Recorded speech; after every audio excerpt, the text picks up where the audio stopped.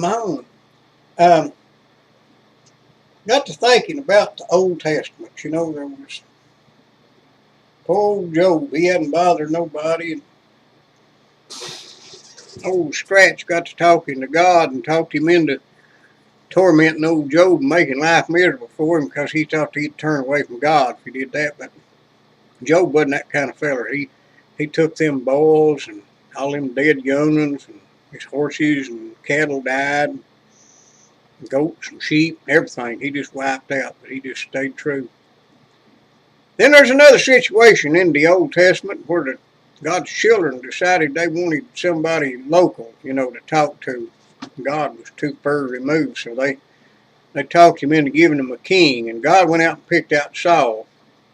And old Saul was a good feller, and he was a good man, and God picked him out and made him king. But God wasn't fooled; he knew what had happened. But God, he just sat back and watched, and old Saul went along pretty good for a while, and then that there power and authority got to him, and he went bad. We just elected a whole bunch of new politicians locally and state and federally, and whenever you make someone with a little more power, a little more authority, you really test their character. You don't test them when you torment them. You test them when you give them authority or power over other people. That is so obvious locally. I've seen fools made out of good people because they got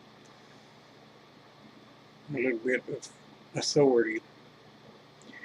So don't get too sold on this new wave of politicians, and I hope that it works out, but generally it's just the nature of man or woman to really go bad when they get the opportunity. We'll just have to wait and see, I suppose.